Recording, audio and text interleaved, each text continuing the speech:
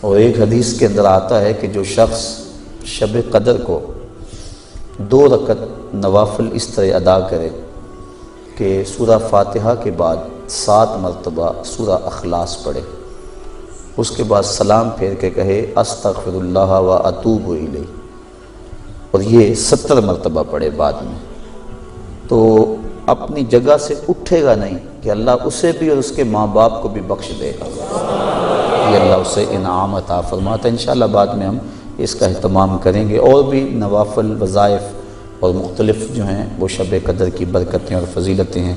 سورہ تکاثر اور اس کے بعد سورہ اخلاص پڑھنے کا حکم ہے، اور وہ 4 رکعتیں ہیں، 70 مرتبہ پڑھی جائیں۔ دیگر مختلف جو ہیں وہ علماء نے اپنے اپنے تجربات اور ان کو جو روایات ملی ہیں وہ امت تک منتقل کی ہیں۔ تو یہ رات اپنے دامن میں اس اعتبار سے بہت ساری رحمتیں لیے ہوئے ہمارے ہاں جلوہ گر ہے۔ اللہ تعالیٰ اس رات کی برکتیں ہم سب کو نصیب فرمائے۔ اس کو توبہ و انابت کی رات بھی کہا جاتا ہے۔ جب انسان جاگتا ہے اس رات میں تو اللہ تعالیٰ جل شانہ ما قبل کے سارے گناہوں کو معاف فرما دیتا ہے۔ وہ فرمایا کہ من قام لیلۃ الصیام، لیلۃ القدر اس سے مراد ہے، ایمانا و احتسابا غفر لہ ما تقدم من ذنبہ، جس نے لیلۃ القدر کو قیام کیا اللہ تعالیٰ اس کے پچھلے سارے گناہوں کو معاف فرما دیتا ہے۔ ایمانا و احتسابا، 2 شرطیں، ایک ایمان کی حالت میں ہو اور دوسرا اپنے نفس کا محاسبہ کر رہا ہو، کیونکہ اپنے نفس کو محاسبے میں رکھنا چاہیے، اس کو بے لگام نہیں ہونے دینا چاہیے۔ جو پڑھ رہے ہیں کہہ رہے ہیں اس پر مانن استحضار موجود ہو، اور ہم اگر توبہ کریں، رجوع لائیں اس کے حضور، تو وہ صرف زبان سے نہ ہو بلکہ ہمارے دل کی اتھاہ گہرائیوں سے۔ فرمایا کہ التائب من الذنب کمن لا ذنب لہ والمستغفر من الذنب وہو مقیم علیہ کالمستہزئ بربہ، جو گناہوں سے توبہ کرتا ہے وہ تو ایسا ہے جس طرح اس نے گناہ کیا ہوا ہے، اور جو توبہ کرتا ہے استغفار بار بار پڑھتا ہے، استغفر اللہ کہتا ہے، لیکن وہ گناہوں کو چھوڑنے کا ارادہ نہیں پاتا، اپنے اندر جمع ہوا ہے گناہوں پر۔ کہا کل مستہزئ بربہ، وہ اپنے رب سے مذاق کرنے والا ہے کہ جس پر استغفار کر رہا ہے اس کو تو چھوڑ ہی نہیں رہا، اس کا تو ارادہ ہی نہیں کر رہا کہ میں نے اس کو چھوڑنا ہے، تو وہ تمسخر کرنے والا کہلاتا ہے۔ تو جو ہم دعا مانگتے ہیں، جو ہم کہتے ہیں، مانن اس کا استحضار ہونا چاہیے، اور جو ہم اللہ سے وعدہ کرتے ہیں اس وعدہ کو پورا کرنے کی کوشش کرنی چاہیے۔ برکتیں ویسے تو حدیث شریف میں آتا ہے کہ اس کو طاق راتوں میں، آخری عشرے کی طاق راتوں میں تلاش کرو، لیکن حضرت ابی بن کعب رضی اللہ تعالیٰ عنہ قسم کھایا کرتے تھے کہ مجھ سے قسم لے لو کہ شب قدر جو ہے وہ 27ویں کی رات ہے۔ حضرت بایزید بسطامی فرماتے ہیں میں زندگی میں 2 مرتبہ شب قدر کو پایا ہے، اور دونوں مرتبہ 27ویں شب کو ہی پایا ہے۔ حضرت ابو الحسن ایک بزرگ ہیں، وہ کہتے ہیں جب سے میں نے ہوش سنبھلی ہے اس وقت سے لے کر اب تک ہر سال میں شب قدر کو پاتا ہوں، اور میرا تجربہ یہ ہے کہ اگر پہلا روزہ پیر کا ہو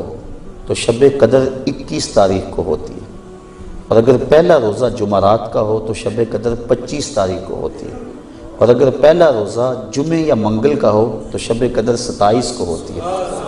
اور اگر پہلا روزہ جو ہے وہ اتوار یا بدھ کا ہو تو شب قدر 29۔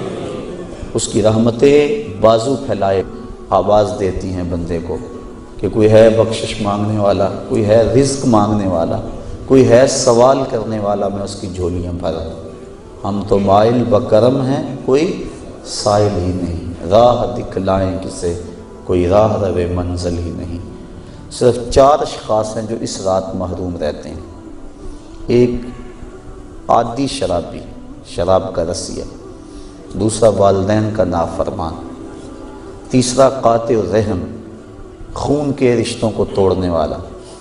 اور چوتھا وہ شخص جو سخت دشمنی رکھنے والا ہے، اور سخت دشمنی اس کو کہتے ہیں جو 3 دن سے زائد ہو۔ کیونکہ مومن جب ایک دوسرے سے ناراض ہو جاتے ہیں تو 3 دن سے زیادہ ناراض نہیں رہتے، تو جو 3 دن سے زیادہ ناراض ہیں ان کو سخت دشمنی رکھنے والا کہا جاتا ہے۔ تو اس رات کی جرمٹ میں، اس رات کے حسین لمحوں کے اندر یہ 4 بندے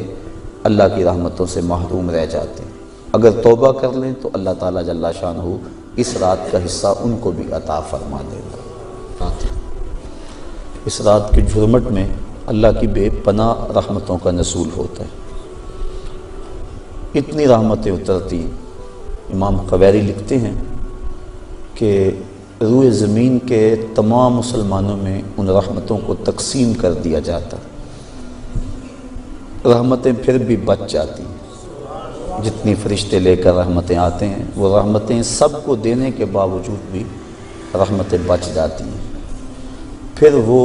رحمتیں دارالحرب میں رہنے والے کافروں میں بانٹی جاتی ہیں، اور جس کافر کو اس رحمت سے حصہ ملتا ہے اللہ اسے اسلام عطا فرما دیتا ہے۔ یہ جو آپ آئے دن سنتے رہتے ہیں کہ فلاں عیسائی مسلمان ہو گیا، فلاں ہندو مسلمان ہو گیا، تو امام قویری آپ لکھتے ہیں، آپ فرماتے ہیں یہ شب قدر کو آنے والی رحمتیں ہوتی ہیں، مسلمانوں کی جھولیاں بھر دی جاتی ہیں،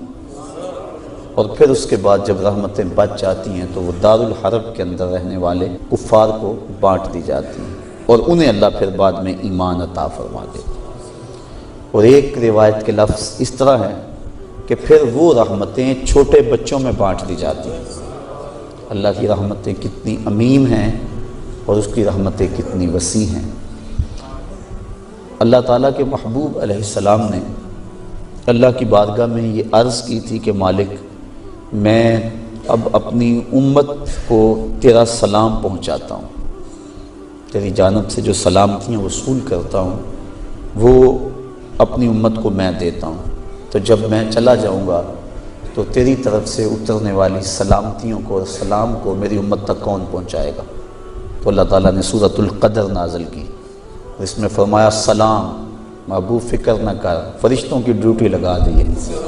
وہ قیامت تک تیری امت پر سلامتیاں نازل کرتے رہیں۔ تو اس رات کے جرمٹ میں بے پناہ